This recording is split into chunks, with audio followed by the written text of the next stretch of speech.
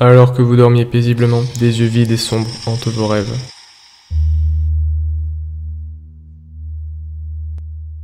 Vous vous réveillez alors que le son d'une alarme transperce le silence des dortoirs endormis. Vous frottez vos yeux ensommeillés et le regard que vous jetez autour de vous confirme votre première impression. Le sommeil des autres a dû être aussi troublé que le vôtre. Une salle pleine de personnes qui ont fait des mauvais rêves. Un homme, dans le fond, armé en uniforme, gueule un ordre et la journée commence. Vous titubez vers la porte. Après vous être habillé. Une douleur pulse dans votre tête, comme chaque matin, comme tout le monde. Vous répétez mentalement la liste, comme chaque jour, comme ils vous ont dit de le faire. Votre nom? Évidemment que vous connaissez votre nom. Où êtes-vous? À bord d'un sous-marin. Pourquoi êtes-vous ici? Vous préférez ne pas vous en rappeler, mais vous le savez. Des amis, de la famille? Ah, là ça devient flou. Vous voyez des enfants? Peut-être. Vous ne vous en souveniez pas hier. Mais si, c'est ça. Ils jouaient dans votre jardin, à côté de Pittsburgh. Mais vous n'avez jamais vécu à Pittsburgh. Vous vous en rappelez. Vous aviez une fille, mais elle est morte très jeune. Et vous n'avez jamais vécu à Pittsburgh. Pourquoi est-ce que ce souvenir est aussi clair? Ils vous avaient dit que cela arrivait. Ils avaient dit qu'ils étudiaient quelque chose dans l'eau, un produit chimique qui provoque des hallucinations. Vous n'y connaissez pas grand-chose en science, mais vous vous doutez que c'est probablement radioactif. Comme ces gens qui ont eu le cerveau grillé quand ils ont bombardé le Japon. Vous vous arrêtez une seconde, en vous demandant si eux aussi se souviennent de choses qu'ils n'ont jamais vécues. Vous vous rassemblez tous dans les 3 halls, où on procède aux assignations pour la journée. Vous êtes 12. Mais est-ce que vous n'étiez pas 13 la semaine dernière? Peut-être pas. Vous ne le savez plus. Ne vous inquiétez pas pour votre mémoire, vous ont-ils dit. Elle reviendra dès que nous serons remontés à la surface. Êtes-vous remonté une fois depuis le début? Vous ne sauriez pas dire, si vous avez déjà pu vérifier que votre tête arrête de vous faire mal là-haut. Et si vous l'avez fait, est-ce que vous en rappellerez? Vous jurez que vous étiez 13 la semaine dernière. Vous saisissez une serpillière et vous vous mettez au travail. Une nouvelle journée enfermée, comme hier. Avant, vous voyez le psychologue tous les jours pour parler de votre ressenti. Vous l'aimez bien, lui au moins, vous voyez comme une personne. Il disait, appelez-moi Aman. Il vous questionnait sur votre famille, sur ce dont vous vous rappeliez. Est-ce que vous lui avez dit pour l'enfant de Pittsburgh? Il vous demandait de lui parler de vos parents, de vos souvenirs les plus anciens, de vos rêves. Vous trouviez qu'il avait un air inquiet. Vous la voyez sur les visages des autres prisonniers tous les matins. La terreur persistante. C'est le nom qu'ils lui donnent tous. Le docteur avait dit que c'était un truc de l'azote qui rendait les gens nerveux. Il voulait dire que vivre dans un tube en métal sous pression n'aide pas. Vous l'avez cru? Mais la goutte de sueur perlant sur son front n'avait pas aidé non plus. Vous continuez à passer la serpillière, mais un membre de l'équipage arrive, vous attrape et se met à vous secouer. Il vous dit de rentrer au dortoir. Combien de temps avez-vous travaillé aujourd'hui? Ça ne peut pas faire plus de 15 minutes. 10 heures? C'est impossible, vous venez de commencer. Vous retournez donc à votre couchette, ne vous arrêtant que pour prendre une douche rapide et froide. Vous vous glissez dans votre lit avec les autres, et vous endormez lorsqu'on vous l'ordonne. Personne ne veut rester debout. Et pourquoi le voudra-t-il? De toute façon, aucun d'entre vous ne se rappelle assez bien de sa journée pour en parler plus de quelques minutes. Il y a un lit vide à côté de vous. Votre voisin du dessus fait remarquer qu'il y avait quelqu'un dans la nuit dernière. Non, c'est faux. Ce lit est vide depuis la première nuit. Une fois endormi, vous flottez au cœur des ténèbres. Vous sentez un vent froid vous glacer, puis vous tombez, longtemps. Au-dessus de vous, il n'y a que des yeux vides et sombres. Vous êtes réveillé par l'alarme le lendemain matin. Vous émergez de votre lit et vous vous habillez. Vous récitez votre liste. Évidemment que vous connaissez votre nom. Évidemment que vous vous souvenez de la vieille femme que vous avez tuée. Évidemment que vous vous souvenez de votre femme à Omawa. Vous avez vécu là-bas pendant 3 ans, tous les deux. Ça n'a aucun sens. Comment pouvez-vous avoir tué quelqu'un à Savannah si vous vivez à Omawa? Oh, et puis bon, il y avait probablement une raison. Vous avez du mal à vous souvenir. Vous demandez pourquoi. Il vous aligne contre le mur en attendant l'assignation. Le gars juste à côté de vous récupère la serpillière, comme toujours. Génial. Vous voudriez bien avoir la serpillière pour une fois. Au lieu de ça, vous devez vous occuper du nettoyage des toilettes tous les jours. C'est dégueulasse. Le membre de l'équipage s'arrête devant vous. Il lit une liste de noms. Il échange un regard avec un autre, à côté, et il vous emmène à l'arrière du navire. Vous vous souvenez soudain que vous n'avez jamais été à l'arrière. Vous demandez ce que vous allez faire aujourd'hui, et ce n'est qu'en arrivant que vous vous rendez compte que vous n'avez pas demandé. Il y a un autre gars en blouse blanche. Il se présente, mais vous ne retenez pas son nom. C'était un nom étrange de toute façon, un nom très long, quelque chose comme Paki ou un truc dans le genre. Il dit qu'il a besoin que vous collectiez un échantillon d'eau à l'extérieur pour l'analyser. Ça vous semble facile. Vous et votre mari Iron avez fait de la plongée pendant des années, à Brisbane. L'homme sourit et serre votre main. Il dit qu'il compte sur vous. C'est une partie très importante du travail que nous essayons de faire ici. Il dit que quand vous aurez fini, vous pourrez rentrer à la surface. Vous souriez et acquiescez. Quelque chose dans son visage vous inspire confiance. Ça fait longtemps que personne ne vous avait dit que vous valez quelque chose, que vous étiez utile. En fait, vous ne vous souvenez même pas de la dernière fois qu'on vous a dit du bien de vous. Vous vous efforcez de faire de votre mieux. Et qui sait, peut-être que quand vous sortirez d'ici, vous pourrez travailler pour ces gens, retrouver votre vie, devenir enfin quelqu'un, rendre quelqu'un fier de vous. Vous enfilez une combinaison de plongée, et quelque chose vous semble familier. Dans votre esprit, vous vous rappelez avoir déjà enfilé cette combinaison, avant. En fait, vous vous souvenez même plus que cela. Vous marchez à nouveau dans le couloir, ce qui est étrange parce que vous n'avez jamais été ici avant, et étiez sélectionné parmi les autres. En vous éloignant, vous avez regardé sur la droite, et vous vous êtes vu, debout, au milieu des autres. Comment est-ce possible? Le docteur remarque votre peur, et essaie de vous rassurer. Il dit qu'il comprend, et que c'est juste l'eau. Vous prenez une grande inspiration, et vous vous calmez. Il vous installe dans le sas, attache un filin dans votre dos et une lampe sur votre épaule. Il vous tend un sac de nylon contenant des éprouvettes, juste quelques échantillons, provenant de différentes zones. Ça ne vous prendra pas plus de quelques minutes. Vous acquiescez, vous êtes confiant, vous êtes impatient de sortir du sous-marin, même quelques instants, mais quelque chose semble anormal.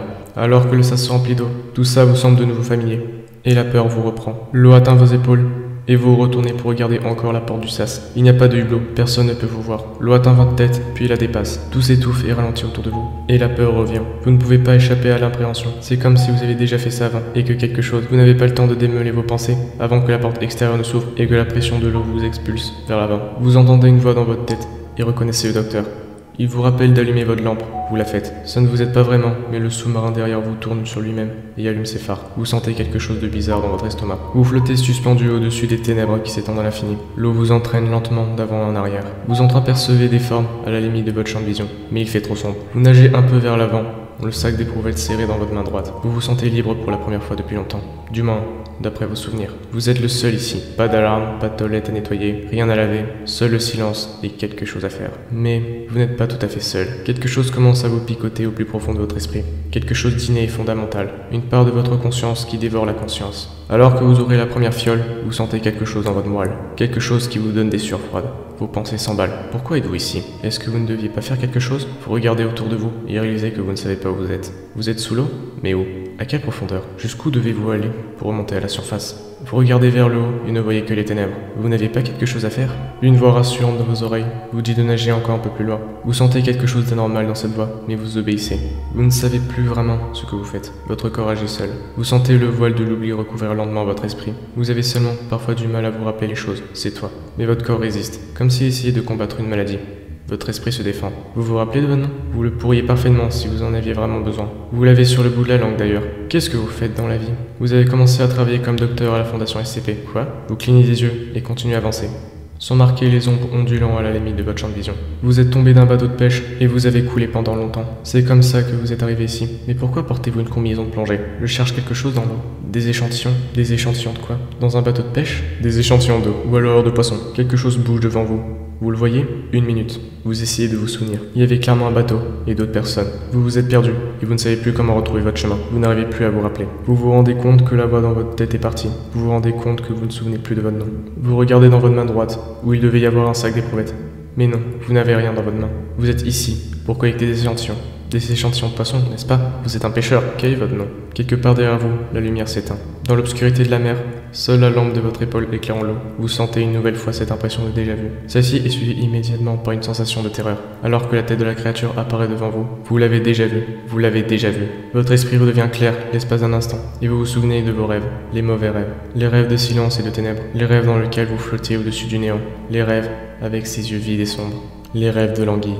La créature se redresse légèrement, et vous vous rendez soudainement compte de son immensité. Vous voyez son corps plié s'étendre à l'infini dans les abysses. Vous voyez votre propre visage, ignorant que vous êtes le prochain, n'y prêtant pas la moindre attention, inconscient de la présence du dieu sombre qui vous fait face. Vous voyez l'anguille vous entourer soudainement, une longue ligne se tordant sans fin dans les abysses, terminée par une mâchoire s'ouvrant lentement, et les yeux vides et sombres. Vous voyez votre mère devant vous, elle vous emmène à l'église. Vous vous asseyez avec les autres fidèles et priez. Ce souvenir est réel. Ce souvenir est réel. Notre Père qui es aux cieux, que ton nom soit sanctifié. À l'intérieur de vous, une sorte d'instinct animal vous fait paniquer. Votre corps se replie sur lui-même. Vous essayez de regarder ailleurs, mais l'anguille est partout autour de vous. Vous respirez plus vite, et votre rythme cardiaque accélère. Vous poussez un cri de désespoir, les suppliant de vous ramener au sous-marin, les suppliant de vous entendre. Vous implorez Dieu et demandez son pardon. Vous demandez pitié.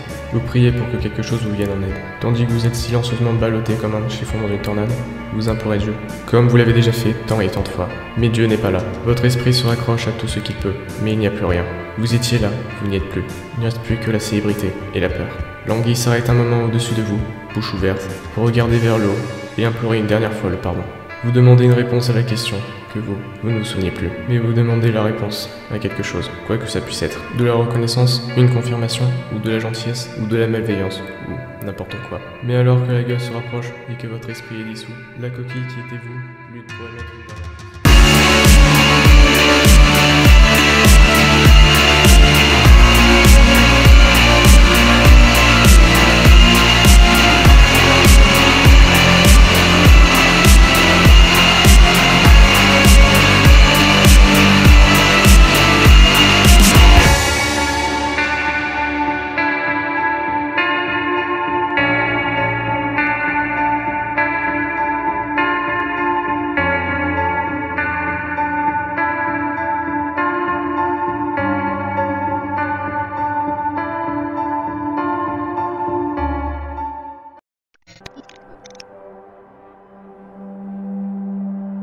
entendu au commandement. Les fichiers ci-dessous décrivent un danger sensitif de classe 8 et sont classifiés niveau 5 sur 3000.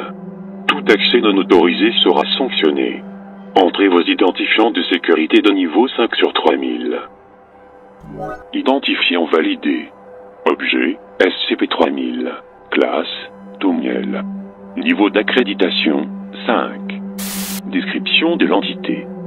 SCP-3000 est une entité serpentine, aquatique, de taille massive, ressemblant fortement à une murène géante, Gymnothorax janavicus. La longueur totale de SCP-3000 est impossible à déterminer, mais est supposée être comprise entre 600 et 900 km. La tête de SCP-3000 mesure environ 2,5 mètres de diamètre, et les sections de son corps propre sont larges de 10 mètres de diamètre. SCP-3000 est une créature typiquement sédentaire, ne bougeant sa tête qu'en réponse à certains stimuli, ou lorsqu'elle est nourrie. La majeure partie de son corps est située dans et autour du cône abyssal du Gange, plus précisément dans plusieurs canyons, d'un bout à l'autre de la région, et bouge très rarement. SCP-3000 est carnivore et est capable de se mouvoir très rapidement pour abattre sa proie, en dépit de sa nature sédentaire. Malgré sa taille, il est théorisé que SCP-3000 ne nécessite pas de nourriture pour maintenir ses fonctions biologiques. De ce fait, la biologie interne de SCP-3000 est suspectée d'être également anormale. Malgré le fait que SCP-3000 excrète une fine couche de matière grise et visqueuse, classée sous le nom de Y909, voire l'addendum 3000.2 ci-dessous, à travers sa peau lorsqu'il consomme sa proie, le résultat de son processus digestif est pour le moment inconnu. SCP-3000 est une entité présentant un danger sensitif de classe 8. Une observation directe de SCP-3000 peut causer des graves altérations mentales. Tout individu observant directement SCP-3000, de même que toute personne se trouvant à une certaine distance, encore inconnue, de SCP-3000, ressent d'inexplicables maux de tête, une paranoïa, une peur généralisée, des crises de panique, ainsi qu'une altération ou perte de la mémoire. Ci-après se trouve une entrée du registre historique du site 151, rédigée par le Dr Eugene Gates, à propos de la découverte initiale de SCP-3000 et des effets ayant été subis. L'inquiétude se faisait sentir parmi toute l'équipe, pendant que nous descendions durant la première nuit. Je ne m'avancerai pas à supposer si ce sentiment était dû à notre incertitude, quand est-ce que nous apprêtions à découvrir ou à quelque chose de bien plus sinistre. Alors que nous poursuivions notre descente, William a commencé à transpirer abondamment. Quand on lui a posé des questions à ce propos, il n'a pu répondre, déclarant qu'il pensait rater quelque chose qu'il n'arrivait pas à déterminer. Pendant que nous continuions notre descente, il s'est mis à agir de manière de plus en plus erratique, jusqu'à s'adresser à moi en tant que Darlene, et manifestant une inquiétude relative à l'accomplissement des tâches auxquelles il était assigné. Des sentiments similaires étaient exprimés par les autres membres de l'équipage, mais William était celui qui les ressentait le plus. Sa résistance mémétique était de loin la plus faible parmi nous, mais c'était un biologiste, pas un mémétiste. Lorsqu'il est finalement entré en contact avec l'entité, il a commencé à gémir et nous avons dû le mettre sous sédatif.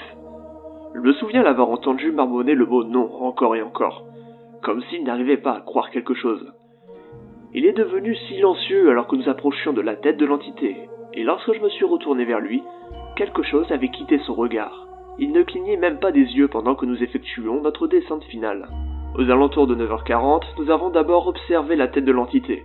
L'inquiétude était palpable à ce moment-là. Plusieurs autres membres de l'équipage se sont plaints de se sentir embrumés et de ne plus se souvenir de ce qu'ils devaient faire.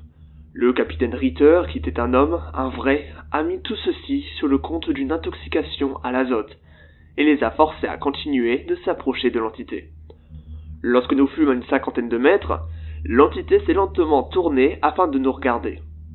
Encore aujourd'hui, je me souviens d'avoir observé cette chose, se tordre dans l'obscurité, et j'entends encore Williams aboyer comme un chien, dément à l'arrière du vaisseau. Il criait, se débattait, hurlant à propos de ce qu'il pouvait voir dans sa tête. Perkins et Harrison ont tenté de l'attacher, mais il s'est libéré et a fracassé sa tête contre l'un des hublots. Il l'a heurté si fort qu'il a fissuré la couche de verre intérieure. Les dégâts étaient si graves que nous avons dû remonter à la surface. Nous avons tenté de soigner Williams, mais il était déjà trop tard à ce moment-là. Il s'était réduit en bouillie tout seul contre la vitre, et en dépit du trauma, il a brièvement continué à parler, alors qu'il agonisait. Personne ne l'a noté, nous n'y pensions pas à cet instant. Mais je m'en souviens de façon suffisamment claire. Il a dit « Il n'y a rien, rien, rien ». Avant que nous ayons atteint la surface, plusieurs heures plus tard, William était mort. Sur le coup, je n'ai vraiment pas pensé à ce qu'il disait. Je pensais qu'il s'agissait juste d'un délire, d'un homme rendu fou par les profondeurs. Je n'avais rien de mieux à penser. Mais encore aujourd'hui, je peux toujours voir les yeux de cette créature.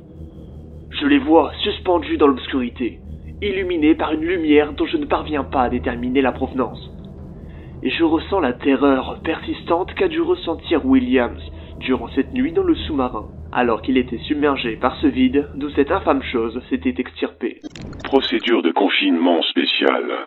La zone où est confiné SCP-3000, actuellement une région du golfe du Bengale d'environ 300 km de diamètre, doit être soumise à des patrouilles régulières par les navires de la Fondation. En aucun cas, des civils ne sont autorisés à effectuer des explorations abyssales ou de la plongée sous-marine dans la zone de quarantaine. Les individus suspectés d'avoir eu un contact avec SCP-3000 doivent être confinés et placés en quarantaine. Leur cas devra être traité sur le site 151. Les individus affectés par les propriétés anormales de SCP-3000 devront être maintenus en confinement indéfiniment. Le sous-marin de la Fondation SCPF, Eremita, doit surveiller la principale section du corps de SCP-3000, actuellement situé dans le cône abyssal du delta du Gange, à environ 0,7 km sous le golfe. L'Eremita est chargé de mener à bien le protocole ATSAC, et les réglementations relatives au personnel à bord du vaisseau sont sujettes aux directives du dit protocole. Pour une description complète du protocole ATSAC, voir l'addendum 3000.2. Il n'y a actuellement aucun remède connu à l'exposition de SCP-3000. De ce fait, les individus affectés doivent être confinés et mis en quarantaine pour un examen approfondi. Les individus se trouvant à bord du SCPF Eremita n'ont pas l'autorisation de quitter le vaisseau, sauf pour l'exécution des procédures nécessaires au protocole ATSAC. Les individus quittant le vaisseau sans autorisation appropriée doivent être considérés comme perdus. En aucune circonstance, un individu ne doit être autorisé à interagir avec SCP-3000 sans autorisation.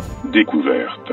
SCP-3000 fut découvert en 1971, peu après que 2 bateaux de pêche bangladais et leur équipage de 15 pêcheurs furent portés disparus, après avoir dérivé près de la côte indienne. Étant donné que l'état du Bangladesh était encore un état récemment constitué, et avait été sujet à des persécutions politiques significatives de la part du Pakistan, cet incident attira largement l'attention des médias du monde entier, craignant qu'il ait été causé par une attaque étrangère. Le déploiement par les gouvernements locaux d'unités côtières ne permit pas de retrouver les navires disparus, qui ne servaient qu'à alimenter l'hystérie médiatique. Des chercheurs de la Fondation stationnée à Calcutta purent cependant identifier des similitudes entre ces disparitions et un autre incident les précédents de 2 ans. Une opération de recherche poussée, menée à l'aide de compteurs de Marriott Pechler, put révéler la localisation des 2 bateaux ainsi que la présence d'une masse jusqu'alors jamais enregistrée, loin sous la surface du golfe du Bengale. L'investigation conséquente, menée par des plongeurs de la Fondation, permit de découvrir l'existence de SCP-3000. La zone fut rapidement sécurisée et les procédures de confinement actuelles mises en place au mois d'avril 1972. Le protocole ATSAC fut conçu au mois d'octobre 1998. Addendum 3000 points.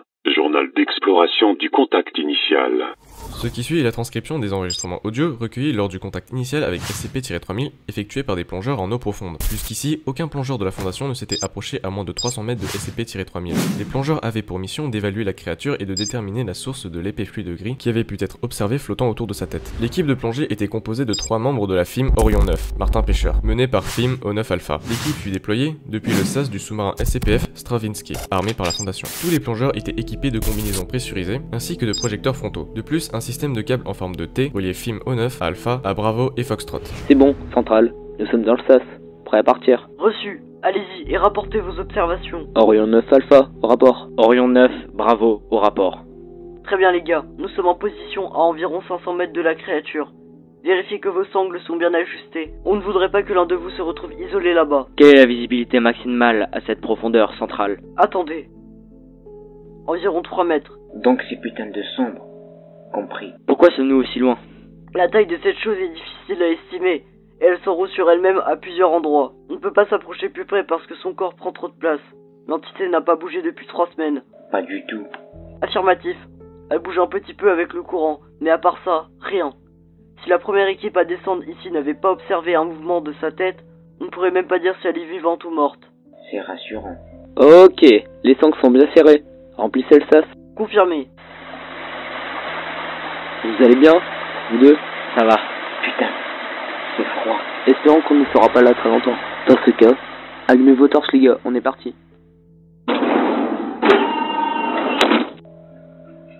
Hey Alpha, je sais peut-être pas le moment pour demander ça, mais je ne me rappelle plus comment allumer ma lampe. Et... Votre lampe est allumée, Foxtrot. Elle quoi? Comment m'avez-vous appelé? Par votre désignation, Mulaney. Foxtrot? C'est moi, Foxtrot, chef. Attendez, mais qu'est-ce que vous racontez? Je ne comprends pas ce que vous entendez par désignation. C'est le nom par lequel on t'appelle, Bravo. Bordel, mais qu'est-ce que... Qui est Bravo? Merde, attendez, j'allais dire un truc. Bah oui, vous êtes toujours là? Attendez. Revenez au central. Hey, on a un problème là. Je ne sais plus qui... On a l'air d'avoir un problème avec les désignations. Je ne sais plus où on va. Où est-ce qu'on est exactement? Putain, vous sentez ça, les gars? J'ai un horrible mal de tête. C'est comme si des picotements dans mon cerveau ou quelque chose comme ça. Équipe de plongée, vous subissez peut-être des altérations néfastes de vos fonctions cognitives. Continuez à avancer, et nous vous donnerons plus d'informations à mesure que nous les recevons. Reçu, central. Notez que Foxtrot a, terrible mal de tête. Je pense que... Allons-nous dans la bonne direction. Nous ne voyons rien. Vous êtes à peu près à 150 mètres de la tête de l'entité. Alpha, vous devriez bientôt avoir un visuel. Central, je ne vois rien. Où sommes-nous? Où sommes-nous? C'est presque bon. Alpha, équipe de plongée, nous détectons un mouvement de l'entité sur le radar. Bah oui, je ne vois rien ici. Qu'est-ce qu'on est supposé regarder? Tout ce que je vois, ce sont les ténèbres. Il y a un vent infect et glacé qui souffle, nous poussons vers un rivage que je ne peux pas voir. Ferme-la. Central. Ah oui, ne réagis plus. Je demande l'arrêt immédiat de la mission. Attends une seconde. Sur les rives du néant, à quelques pouces de l'oubli, il y a un mal dans mon esprit, donc je sais qu'il ne peut être soigné. Devant moi, seulement le noir, et une seule paire de yeux sombres. Hein? Qu'est-ce que tu dis? Équipe de plongée, nous allons immédiatement vous rapatrier. Nous avons des raisons de penser que... Bah oui, c'est toi? Comment est-ce possible? J'ai pelleté la terre à ton... J'entends quelque chose par ici. Alpha, ta lampe, allume ta putain de... Du silence, rien que du silence, ma conscience se délite, et seulement. Équipe de plongée, quelque chose se déplace vers vous. Je répète, quelque chose vient vers vous. Préparez-vous à rentrer haut. Ah, c'est de la merde. Je vois rien. À quelle distance sommes-nous deux? C'est juste là. Bordel, qu'est-ce que vous faites tous les deux? Merde. Et seul restera la murène.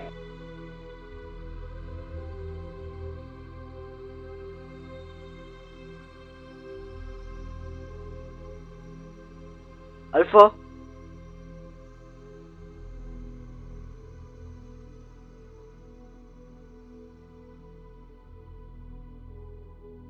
Alpha? Bravo? Foxtrot? L'un de vous m'entend?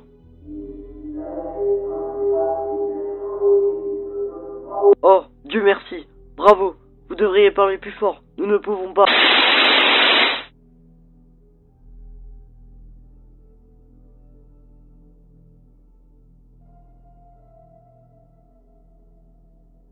Quelque chose a bloqué le treuil entre vous et nous. Nous ne pouvons pas... Ouvre la bouche. C'est si sombre. Il y a... Ah! Où suis-je que... Bah oui, comment est-ce possible? J'ai pelleté la terre. Milanaï, nageons, éloignons-nous. Il n'y a que des ténèbres, nageons. Seulement.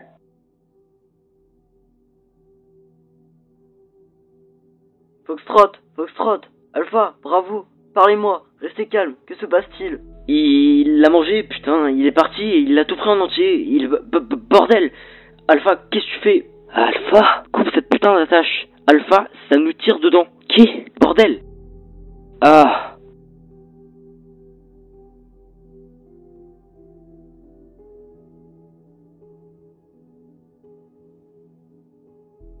Alpha, bravo, vous nous recevez?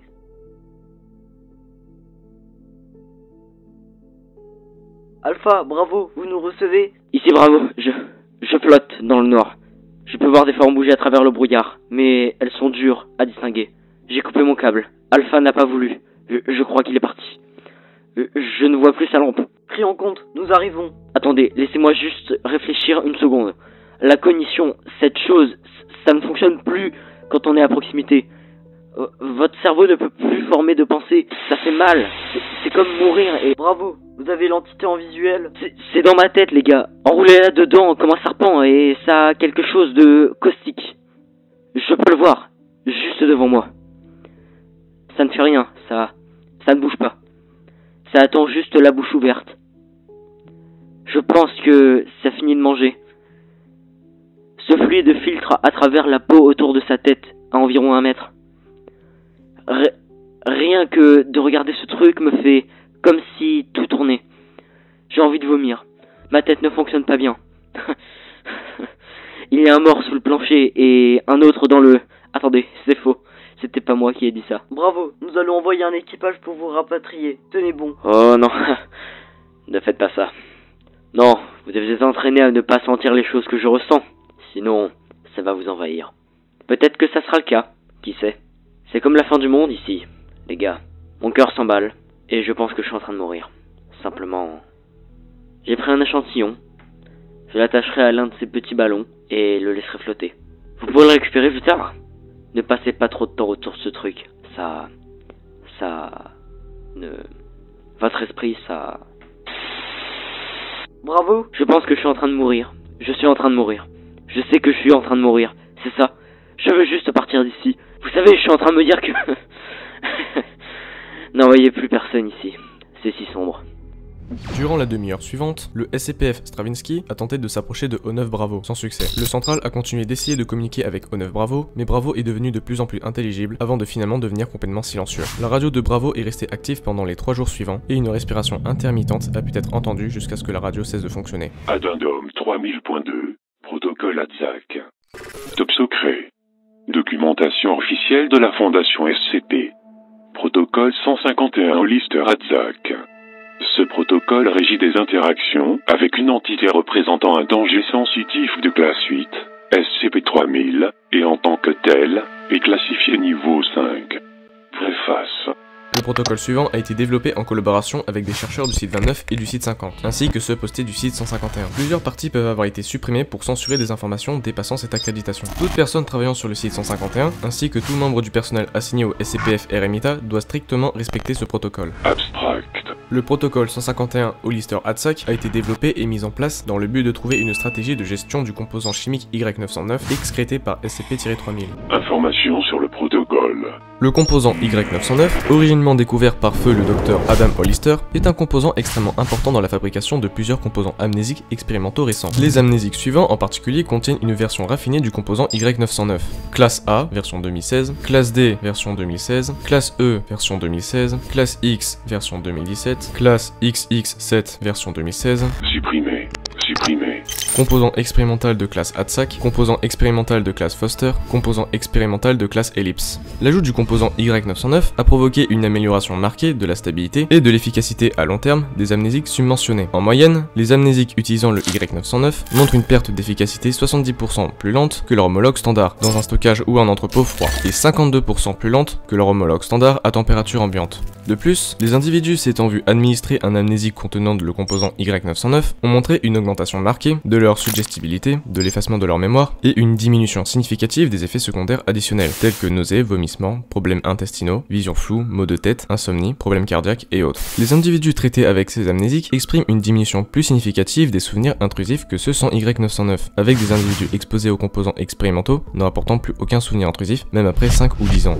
En raison de l'efficacité de ces traitements contenant du Y909, le maintien de l'utilisation de ce composant dans les amnésiques est essentiel pour la Fondation. Cette utilisation massive du Y909 nécessite le maintien de sa collecte au court terme, et ce tant qu'un système synthétique de composants n'aura pas été découvert. Ainsi, le présent protocole dit que la façon dont ce composant doit être collecté sur SCP-3000, et la manière dont le personnel doit interagir avec SCP-3000. Ci-dessous se trouve un bref résumé de la procédure, des informations plus détaillées peuvent être trouvées dans le dossier ATSAC complet. Les membres de la FIM Epsilon 20 Pêcheurs Nocturnes doivent préparer un sujet avant de l'envoyer au site de nourrissage. Un sujet de classe D doit être mis sous sédatif et équipé d'une combinaison de plongée pressurisée. Le sujet doit ensuite être attaché à un câble sous-marin à l'intérieur du sas arrière. Le sas doit être inondé et le sujet doit être remorqué par le câble vers le site de nourrissage. Après avoir rejoint le site de nourrissage, le câble doit être déconnecté de la tâche et ramené dans l'Eremita. Durant cette phase, le SCPF Eremita doit surveiller la position de SCP-3000 et ajuster sa trajectoire si l'entité commence à s'éloigner de son site de nourrissage. Le central fournira des instructions additionnelles durant cette étape si nécessaire. Le personnel à bord du SCPF Eremita doit surveiller SCP-3000 durant les sessions de nourrissage. Pendant ce temps, aucun membre du personnel n'est autorisé à quitter l'Eremita sans l'autorisation du commandement de la mission. Peu de temps après la consommation totale de la proie, SCP-3000 commencera à excréter de l'Y909 près de section principale de son corps.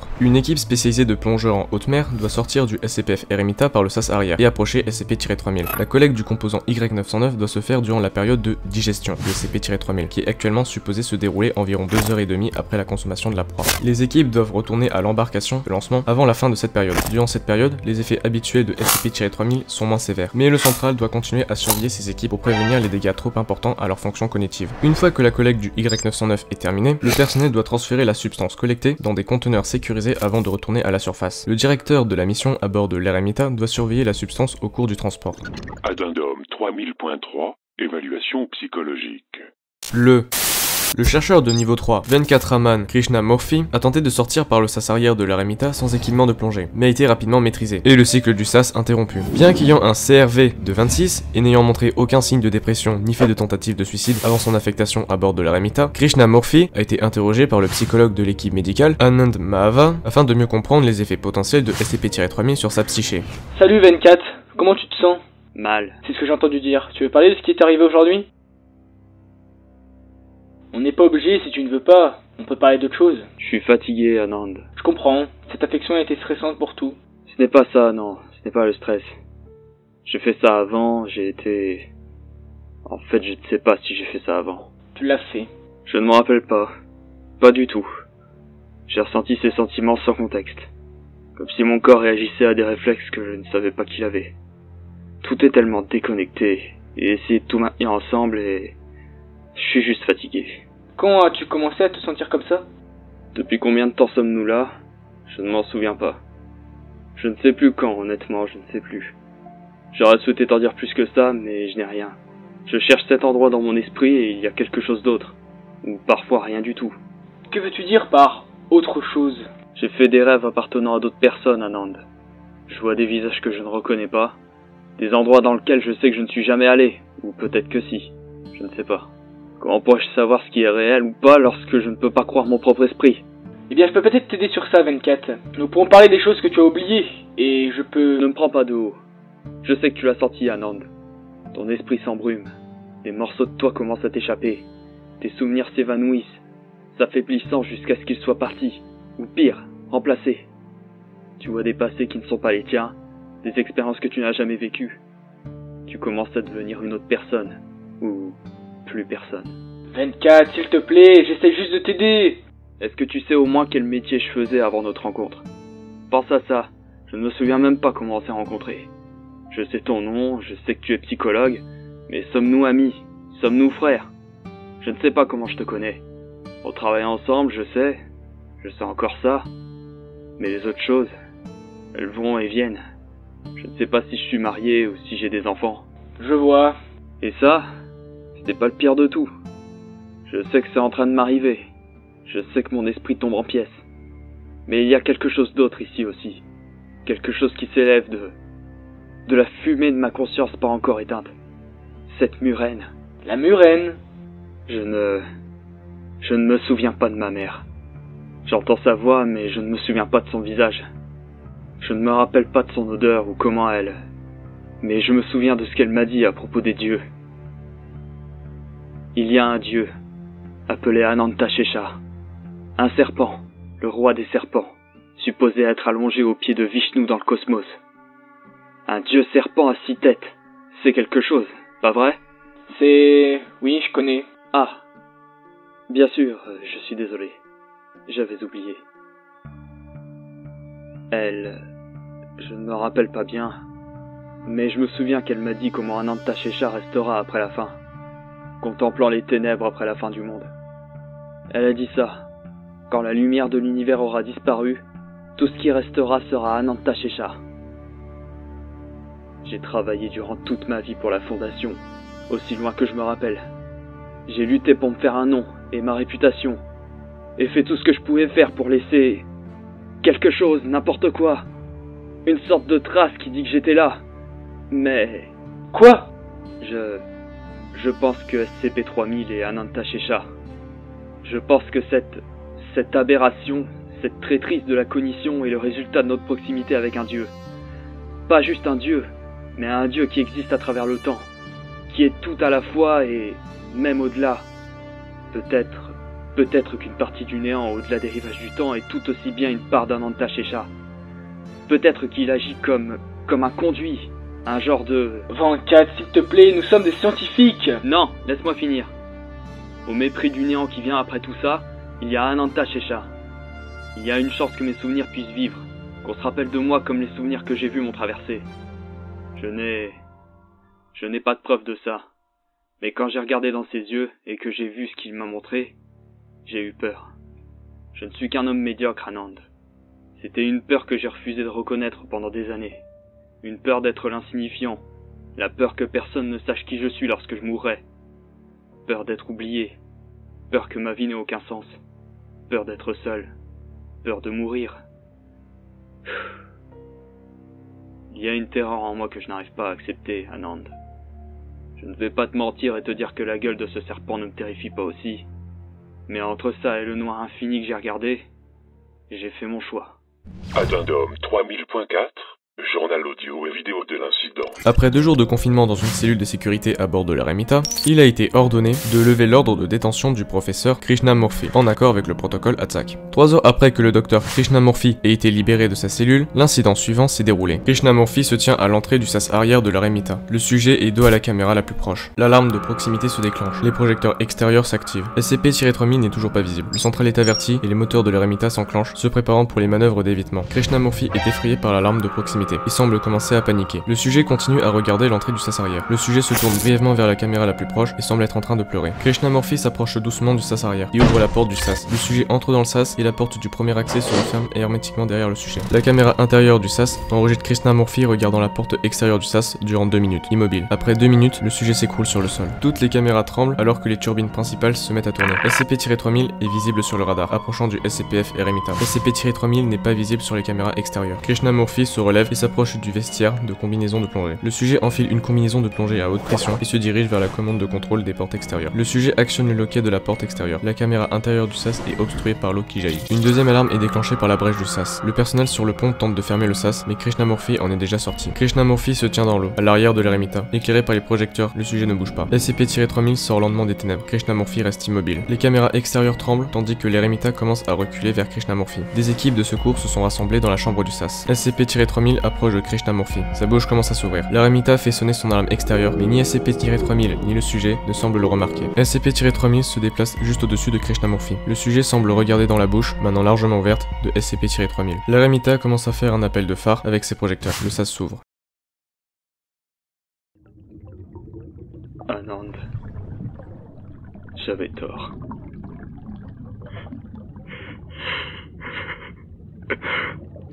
Dieu, sauvez-moi. Ce n'est pas... Addendum 3000.5, journal personnel du Dr Manava. Les textes qui suivent sont des extraits de journaux personnels du Dr Anand Mahava. Le Dr Manava a tenu plusieurs journaux durant son affectation. Il a fait remarquer que c'était bénéfique pour contrer les propriétés psychologiques et affectant la mémoire de SCP-3000. Je suis venu pour enterrer 24, pas pour faire son éloge. Psychologiquement parlant, voir ses souvenirs affectés comme les siens l'ont été n'est agréable pour personne. Je ne devrais pas vraiment être surpris qu'il ait choisi de se soulager de ses souvenirs affectés, mélangés. Après tout, c'est vraiment anxiogène. Avoir été informé de ces effets ne change pas le fait que j'ai besoin de surveiller en permanence tout l'équipage, moi inclus, et nous rattacher à la réalité. Je dois maintenant soumettre un rapport psychologique complet détaillant ce qui s'est mal passé, pourquoi un membre de l'équipage s'est suicidé, et une analyse complète des moyens possibles pour empêcher que cela se reproduise à l'avenir au 05 et au directeur du site Nox, pour qu'il soit révisé et qu'un nouveau règlement soit écrit pour empêcher une telle tragédie de se répéter. Il a toujours été plus religieux, croyant que je ne le suis. Tout à la fin de sa vie, il était obnubilé par Ananta Shesha, un dieu serpent primordial dans la religion hindoue, et radoté à propos de l'éternité. Je ne vais pas remettre en cause la légitimité de ses croyances et de ses revendications, mais c'est un peu le cœur de l'énigme. Et je pense que je devrais me considérer chanceux que cette affectation soit relativement bénigne, comparée à mes précédentes. Je ne pense pas que ce soit une murène mythique. Anormale peut-être, mais pas si extraordinaire que ça. C'est amusant. J'ai passé ces 30 dernières années à ignorer tout ce que mon père a voulu m'apprendre de l'hindouisme. Et maintenant, je me creuse la tête en essayant de me rappeler de la moindre chose qu'il a pu me dire à propos de ça. Je dirais que c'est à cause de la murène, et pour être honnête avec moi-même, j'ai simplement essayé d'oublier tout ce qu'il m'a appris. Peut-être pas au début, mais certainement à la fin, je me souviens à peine à quoi il ressemblait. Mais je me souviens à quel point il était en colère quand je ne pouvais pas me rappeler des noms de mes grands-parents ou grands-oncles. Il ne cherchait qu'à préserver son héritage, et j'ai fait tout ce que j'ai pu pour le contrarier. Sur son lit de mort, il m'a supplié d'accomplir les derniers rites après sa mort. Il avait même écrit les instructions, mais j'étais tellement fâché que je les ai déchirées devant lui. Je ne peux même pas me rappeler pourquoi. Le seul souvenir que j'ai de lui est l'état dans lequel il me mettait. Il a passé presque 20 ans à essayer de transmettre notre héritage, et tout ce que j'ai maintenant, c'est de la colère, de la haine et du regret. Nox, le directeur du site, a rassemblé l'équipe ce matin pour un court moment de deuil. Après des éloges brèves et laconiques, il m'a pris à part et m'a dit que 24 serait remplacé dans quelques semaines. Et que, comme il n'avait pas gardé de contact avec sa fille, il est probable que ses possessions allaient être rejetées et qu'elles sont maintenant techniquement propriété de la fondation. Le directeur m'a indiqué que si je voulais garder une ou deux choses lui appartenant, je devais le faire tout de suite. Son bureau était relativement quelconque, son cousin de chaise confortable et écrasé, quelques jouets de bureau et beaucoup de livres de biologie marine que je devais regarder un jour. La seule chose que j'ai prise était une statue de Ganesh posée à côté de la fenêtre. Je ne suis pas certain moi-même de savoir pourquoi, mais elle est maintenant posée sur l'étagère à côté d'une photo de ma femme, de ma fille et de moi-même sur une terrasse au bord d'un lac. C'était une excursion quelconque dans quelques pièges à touristes de Lucknow, mais c'est vraiment l'une de nos plus jolies photos. Tous les classes D sont restés calmes cette semaine, ce qui est très bien. Hormis la dépression habituelle et les pertes de mémoire dues à l'explosion à SCP-3000, tout était en ordre. Quelquefois, je les envie. Tout ce qu'ils savent, c'est ce que nous cherchons à retirer, une saleté d'une grosse murène. Ils ne savent rien de son importance, oui, pourquoi il est crucial qu'ils le collectent et combien cela nous aide. Bien sûr, l'avantage est dans la division psychologique du projet Atzak et la conscience de ses effets potentiels. Je suis conscient de ce qui arrive à ma psyché. Je sais que j'ai des souvenirs qui ont disparu, des morceaux qui sont maintenant perdus. Je me souviens d'un jeune homme sur une bicyclette, devant l'entrée d'une cour de récré, semble-t-il dans les années 80, quand j'étais à Singapour. Il riait. Pourtant, je ne sais pas si cet homme était un ami, un amoureux, un fils, un ami de la famille. Qui est ce jeune homme? Peut-être un Italien? Peut-être un Australien? Peut-être que ce n'est même pas du tout un souvenir cher. J'ai de nouveau regardé la statuette de Ganesh et la photo de ma fille. C'est vraiment un peu honteux, j'ai réellement oublié la majorité de ce que j'ai fait avec elle. J'ai commencé à apprendre des poèmes et des chansons hindoues. J'ai fait des copies de Veda.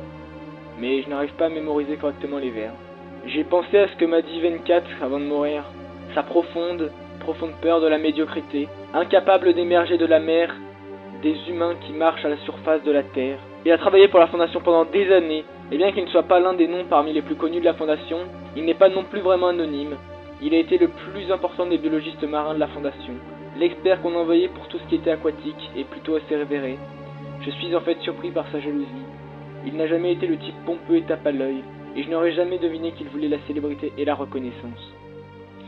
Peut-être avait-il peur d'être condamné à la médiocrité. Peut-être que le silence de cet endroit lui rappelait quelque chose de pire. Addendum 3000.6. Note sur la mission Atzak. Classifiée au niveau 5.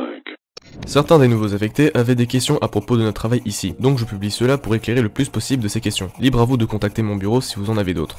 Le protocole Atzak est une méthode pour récolter et fabriquer le composant Y909. Il s'agit d'un épais liquide gris et saumâtre que SCP-3000 excrète via son métabolisme. Nous ne savons pas exactement comment il le fait, mais nous avons des suppositions et aucune n'est une bonne chose pour nous. Au départ, nous pensions qu'il saignait. La première équipe que nous avons envoyée chercher SCP-3000 était partie pour collecter des échantillons sanguins pour analyse. Lorsque SCP-3000 a attaqué et les a consommés, puis a produit davantage cette substance, nous avons compris que nous cherchons quelque chose d'entièrement différent. Ce n'est définitivement pas du sang, c'est plutôt semblable à un jet de prion. C'est extrêmement toxique et passer trop de temps à proximité de ce truc provoque les mêmes effets qu'une exposition à SCP-3000. Paranoïa, perte de mémoire, pensée suicidaire, etc. Raffiner le Y909 brut, ce que les processeurs appellent gelée de Muren, nous permet de créer des amnésiques plus efficaces que tous ceux auxquels nous avons pu avoir accès dans l'histoire de cette organisation.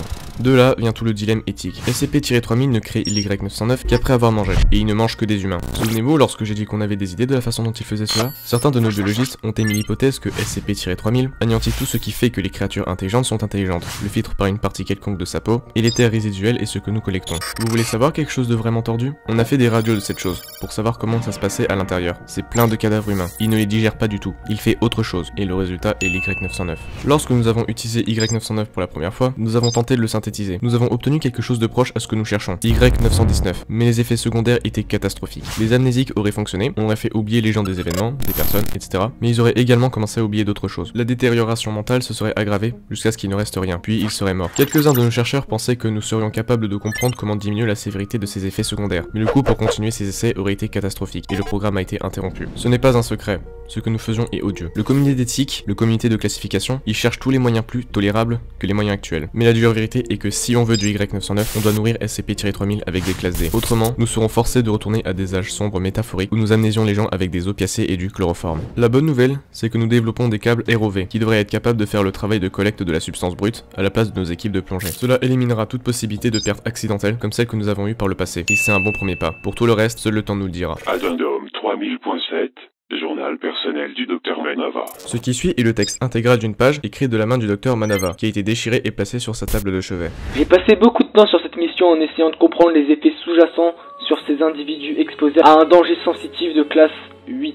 J'ai dirigé de nombreuses interviews avec le personnel, rédigé un grand nombre de rapports psychologiques, mais je n'ai pas été capable de déduire correctement ce qui, chez cette créature, pouvait mener un homme parfaitement sain à ouvrir la porte du sas et se jeter dans la gueule de la murène. Plus tôt ce week-end, pendant que je préparais mes notes pour un autre rapport, j'ai accidentellement fait tomber une photo de moi, ma femme et ma fille sur la table de nuit. Le verre s'est brisé quand il a touché le sol, et ma photo est tombée. Pendant que je nettoyais, j'ai remarqué quelque chose de noté sur l'envers de l'image. Ça disait « Anand, Chantilly et Padma, juin 2002 ».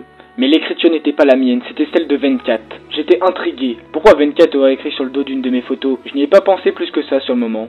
J'ai nettoyé le désordre et je suis retourné à mes occupations. Mais cette question me taraudait. C'était une petite chose, facilement explicable par des dizaines de manières, mais je n'arrive pas à saisir laquelle semblait la bonne, jusqu'à ce que je sois frappé la nuit dernière par une horrifiante pensée qui m'a empêché de dormir. J'ai accédé aux archives du personnel de la Fondation et appris une vérité que je ne peux pas accepter. Shanti était la femme de 24, Padma était sa fille.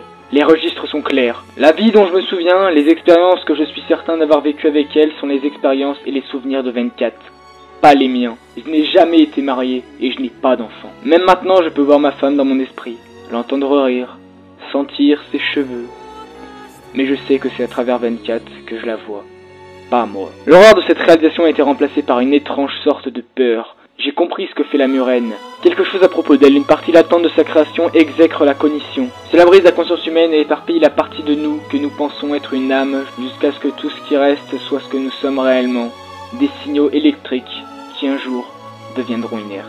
Si je ne peux même pas me rappeler de moi-même, comment puis-je m'attendre à ce que quiconque se rappelle de moi? J'ai oublié ma propre vie, et je suis étrangement indifférent à cette révélation. Je disparais dans les ténèbres comme l'ont fait des milliers d'autres avant moi, et comme le feront des milliers d'autres après moi. Personne n'y fera attention puisque je serai oublié. Je ne désespère pas pour mon propre sort, mais pour nous tous. Vous et moi, nous ferons tous face à l'anéantissement. Je ne suis pas important, vous n'êtes pas important. Des gouttelettes de non-pertinence étirant des éternités dans la mer du temps. Nous pourrions nous battre contre cela, mais notre défaite est inéluctable. Je ne peux pas croire que la murène soit dans Tashécha.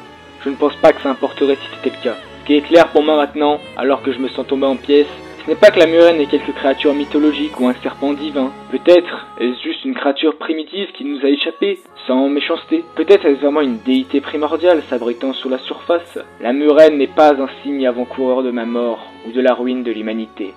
La murène n'est pas la fin de toute chose. Elle nous montre seulement à quoi ressemble la fin. Et malgré tout ce que l'on pourrait croire, chaque idéal que nous avons ou destin pour laquelle nous prions, je sais que c'est vrai pour chacun d'entre nous. Notre fin sera une fin oubliée. Le docteur Manava a été découvert plus tard, évanoui près du Sassaria. Les enregistrements laissent penser que le docteur Manava a pénétré par effraction dans le casier de stockage de bord et ingéré une quantité significative de Y909 brut. Le docteur Manava a été évacué de l'eremita et emmené au site 151 pour analyse.